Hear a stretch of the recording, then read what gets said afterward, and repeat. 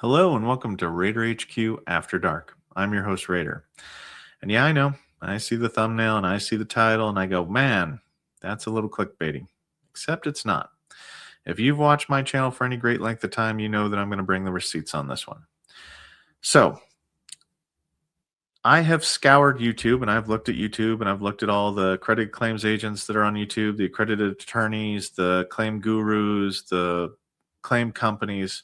And the one thing that I noticed alarmingly that none of them are talking about, that no one is talking about except for me, is the most important document in the entire claims process, and that is the examination request. Okay. Now, I'm going to break down for you in this video what it is, why it matters, why you should care about it, and kind of like what are the different facets of it, and what's the value added to getting it. Now, I'm going to do a supplemental video tomorrow asking veterans kind of about how they've had success in getting it. So let's start out with this. What is the examination request itself? The examination request is anytime that you submit a claim, it will go to the development section first. The VSRs will get the claim. They will gather all the evidence that you told them to get. Then they will do what is known as an examination assessment, which means, hey, look, what theories did the veteran claim, or could the condition that the veteran claim qualify for? And do they have all of the elements required, element 1, element 2, element 3, to satisfy getting the veteran a VA examination, either through the VHA's CMP examiners or the contractors.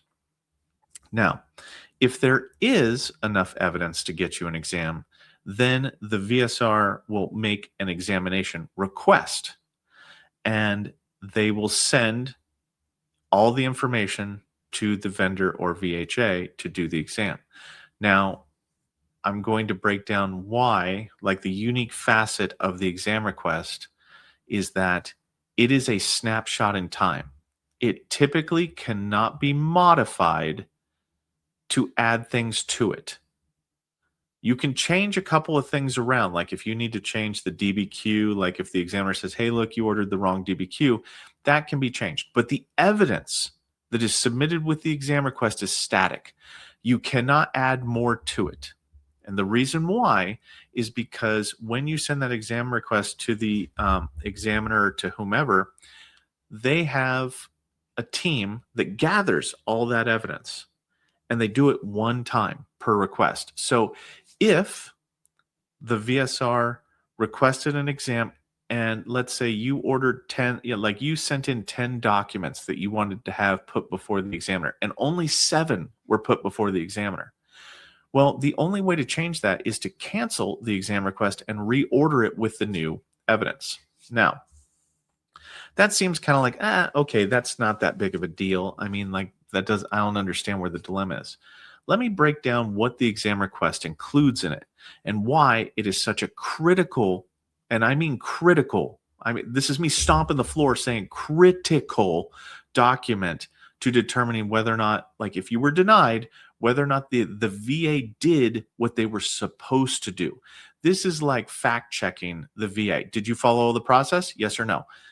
So the document itself, right, the exam request, will typically have every single disability that the VSR and or rater who ordered the exams, whether or not, like, sorry, my dog's woofing over here. So what it'll have on it is it will have the name of the disability. It will have all the different theories for service connection, the medical opinions associated, for the theories that the VSR has qualified, meet standards to go to the examiner. So like the direct medical opinion, the MUCME medical opinion, or the Go4Gen medical opinion for MUCMEs, the secondary medical opinion for the theories, like the secondary theory, the direct theory, etc. There's also a section on the exam request per disability. Is ACE the ACE exam, the acceptable clinical evidence, ACE, whether or not the condition is qualified for ACE exams or not, because some conditions like mental health are not qualified to be done or reviewed under the ACE criteria. And then after that, we come to a very, very critical portion, which is the evidence section. And the evidence section is where the VSR should have gathered all the evidence that should have been utilized in your claim or in your exam request, and they add it to the exam request for each individual disability. And hear me out on this because I know this is going to be a long-winded one. It's okay.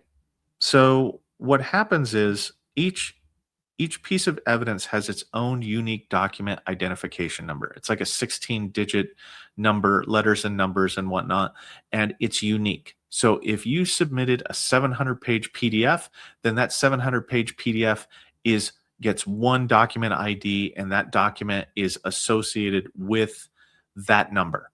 Okay, and they do that for everything that you upload individually. So why does this matter? Okay, the name of the condition, okay, the disability that you're talking about, the name of the disability. Let's say you claim plantar fasciitis and they put pes planus on there. Well, that's a duty to assist error. They put the wrong thing on there. The examiner won't know any better. They just do what they're told. So you can have on there the wrong name. Now, another part of the naming portion is I always suggest to people, hey, look, put the name of the disability, put a symptom in there. So if you're claiming flat feet, say pes planus, painful motion when I walk or whatever it is, and then put in the theory that you're trying to use to connect. If you're saying it's due to direct service connection, then put direct service, directly service connected. Or if you're thinking it's secondary, then say secondary. Like if you had a like sleep apnea secondary to PTSD, then you would put sleep apnea, with snoring secondary to PTSD. Now, why do you want to do that? Why is that important in the overall scheme of things? Is because VSRs mess up all the time. It's the reason why so many higher level reviews have duty to assist errors on them, is because there's a fundamental breakdown. The exam request is where all the bad things happen, typically. Like the majority of the errors associated with a claim in development is the exam request. So what happens is, let's say that the VSR just top sheets and goes, okay, we're going to do this directly. I'm just putting in the direct theory, the direct medical opinion in here. Well, if you put in your title of your disability, I'm claiming this secondary to PTSD, then the examiner can go, wait a minute, it says here he's claiming it secondary to PTSD. Do you want that secondary or do you not want that secondary? And they'll send it back and say, hey, look, can you add the medical opinion or change the medical opinion to be direct and secondary? So it helps you. It saves you. The exam request is where you go, wait, that's a duty to assist error. They didn't review it for secondary service connection, and I can prove it. One of the major things that upsets me is that a lot of YouTubers go, hey, look, if they didn't put in your rating narrative that they reviewed X and Y and Z, then they didn't do it. Nope, that's not true. That's 1,000% not true. It's not true today. It's not true tomorrow. It will not be true in the future. The exam request is where you go to determine whether or not they actually put in something. Like your medical opinions. Did they put in the correct medical opinion in there? You can't prove that on the rating narrative itself. You can only prove that in the exam request. The exam request says, we requested this. So the reason why this document is so important is because at the end of every single phase, you're supposed to review, did everyone do everything before me correctly? So the VSR, after the exams come back, before they send it to the rater, one of the tasks that they have to do is they actually have to go back and they have to review whether or not, like this is the task-based checklist for like VSRs, and they have to actually go down here to the exam section. This is where like QRT reviews whether or not the VSR did everything right. They have to, was the VA examination needed but not requested? Okay, that's the exam request. Was the VA medical opinion was needed but not requested? That's the exam request. Like all of this has to do with the exam request. Was it sufficient? Was it insufficient? Like there's so much to do with the exam request that and that's also true for the rater. When the rater gets the claim, one of the first things they do when they're doing their efficiency assessment type thing, did the VSR do all the development right, is they're checking the exam request. Everybody that works at the VA is hyper focused on the exam request. Everybody that's a veteran, YouTuber, and or guru doesn't know what this document is, and it weirds me out because it's one of the most critical documents to tell if something has derailed. Was everything done correctly? Because development builds a foundation for the rest of your claim. If you end up becoming denied, right, the VSR is supposed to catch whether or not the exam request was sufficient or insufficient. The duty to assist, were all the different theories asked and answered. That's the way this process works. Everything that was asked for or everything that could be attributed to that particular disability should have been asked for from the examiner. If it wasn't, that's deficient. We have to go back and get it. The rater is supposed to also check that. There's redundancy here for that. Authorizers also go and look at, was everything that was asked for answered? So that's part of the, why the claims process aspect of it is important. Now, when you become denied for something, the first thing, when you go to your VSO, when you go to your accredited claims agent, when you go to your attorney, the first thing that they should be reviewing is the exam request. Was everything that was asked for answered? Yes or no? If it was, let's say that everything that was given by you, everything that was requested by you was put forth before the examiner, and the examiner made the most informed decision. They just didn't agree with you. That's a supplemental claim. Okay. You would at that point in time have to figure out, based upon the rating narrative, why was I denied? Which element was missing? And then you have to build your claim around strengthening that missing element, providing new and relevant evidence to satisfy a supplemental claim. Now, if you should review your exam request and you come to find out that, oh, wait, I had 10 pieces of evidence that were actual evidence that I wanted the examiner to review, and none of it was included in the exam request, well, then that's a duty to assist error. The majority of higher level reviews that get done in which you had a duty to assist error, it's due to the fact that there was a breakdown in the examination request. Okay, that it's plain and simple. That's what happened. So you'll see how many veterans have had duty to assist errors where somebody missed something. That's the exam request. That's why everybody should be involved in this, because I'm going to be honest with you. During a duty to assist error, the fact that they identified that all the evidence was missing doesn't mean that they will actually fix the problem. They'll just request the medical opinion. Oh, hey, look, we were missing Tara. Or, hey, look, we were missing some documents. Well, you just set yourself up again, whenever a duty to assist error happens and the DRO tells the VSR, hey, look, I need you to redo this exam with this evidence. That doesn't mean that they're going to put it in. So it behooves you as the veteran, as the accredited claims agent, as the VSO, as whoever you are of authority or whatever, to be able to read the exam request to see what was missing. So that way you can reinforce and go, look, stupid, you didn't do it again. Because that can happen. It happens all the time, where the DRO might not be very specific in their 0999 form that they include with their determination that says, hey, look, I need you to get a new exam for this person and include all the missing evidence. Sometimes that's as descriptive as the DRO can be. Sometimes the DRO will not identify the evidence that was lacking and or missing, which sets you up for continued failure because they're not actually correcting the problem. They're identifying that there's a problem, but they don't actually make it to where the VSR does it. And there's no accountability, because if you are not informed and educated as to what evidence was not included, here's the exam request, here's the document identification numbers for the 5 things that was sent, I'm missing the other 5. Now, if you're a good VSO and a good whatever, you'll look and say, okay, these 5 were missing. Can you please make sure like these need to be included in there?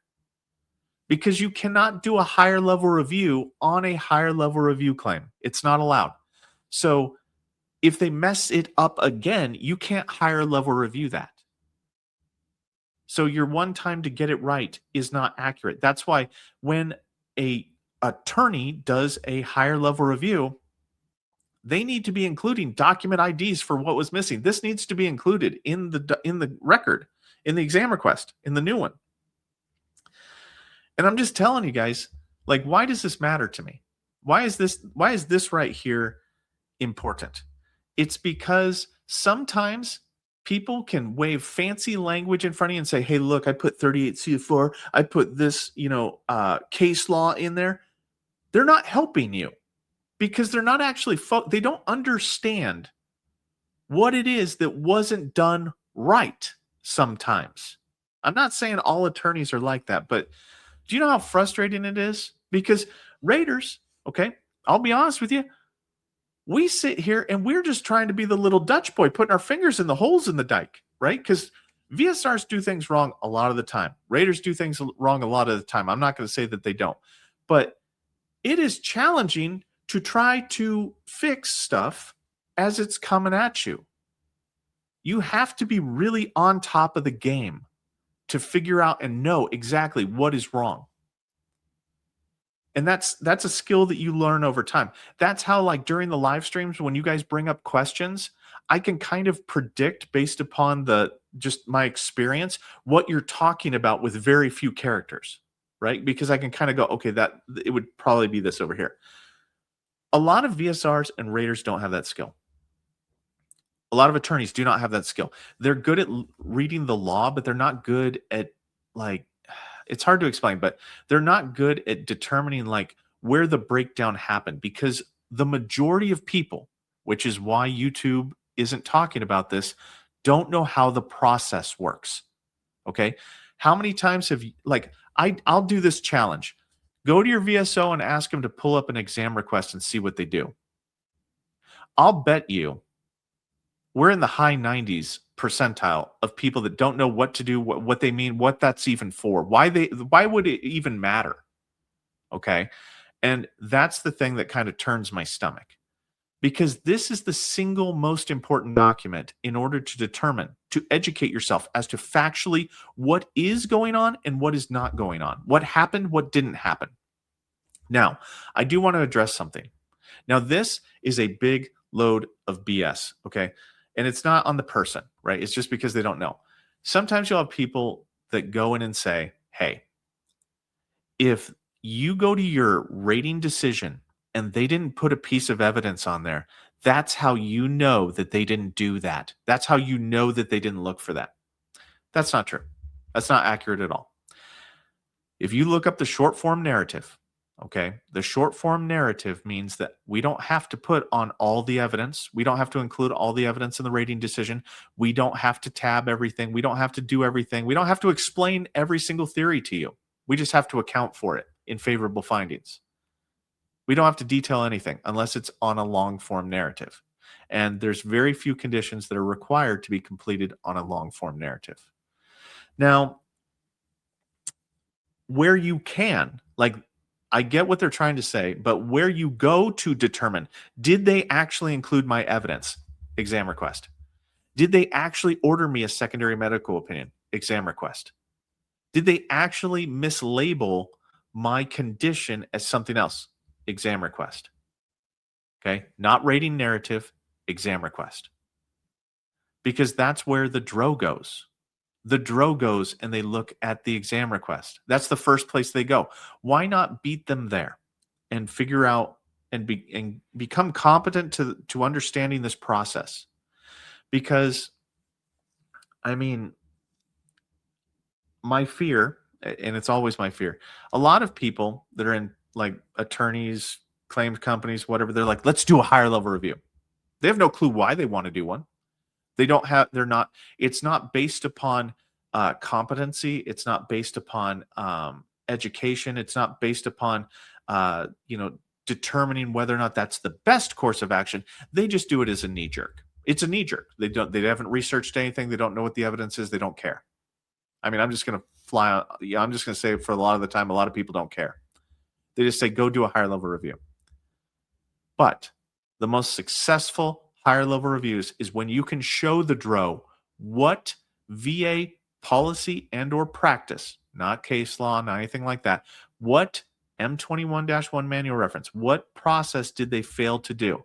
The easiest one to do, duty to assist error, because I requested 7 documents to be put before the examiner. Only 2 were put before the examiner. The examiner made their determination based upon an uninformed opinion. They did not have all the evidence put before them. It was premature to do the decision. I would like another go. That is an informed person. That keeps the DRO's eyes on the current claim. And I've said this in many other videos. Some of you are going to watch this that have never watched my channel before, but you do not want to do a higher level review unless you can point to something that the VA should have done that they didn't do right, that they didn't actually do. Because DROs have the power and authority to open up any claim done anytime in your history as a veteran if they see something as a clear and unmistakable error. Now, who gets to decide what's a clear and unmistakable error? They do. If they have a difference of opinion, they can cite a difference of opinion as a clear and unmistakable error because they're the ones that determine whether or not it's a clear and unmistakable error. You would not believe how many people have just arbitrarily, offhandedly done a higher level review because, oh, I didn't get service connected higher level review and have gotten reduced but for something else because the DRO was bored. You didn't give them anything to look at in the current claim. So then they had to try to find something wrong with it because that's kind of how the DROs work. They go until they find something wrong. And then that way they called an error so they can't get an error. Like that's how it's kind of a little more than that, but yeah. So anyway, this is something that I wanted to just put out to you guys. I want, everybody in the YouTube community. I'm not doing this because I want to be the only one talking about it. I want everyone to be talking about this. It weirds me out that nobody is talking about the exam request. It is single-handedly the most important document in the entire claims process. I know I've said that a lot, but I need to reinforce it time and time and time again. So I'd like to take this time to thank everybody, who has watched. If you like the content, please like and subscribe if you want to. I'm going to put out a video tomorrow that talks about invoking the E4 Mafia to help people understand how to get their exam requests because it's so important. But anyway, that's about all I got for you on this one. My dogs are getting ready to bark again because my family's leaving the house. But anyway, have a wonderful day. Raider out.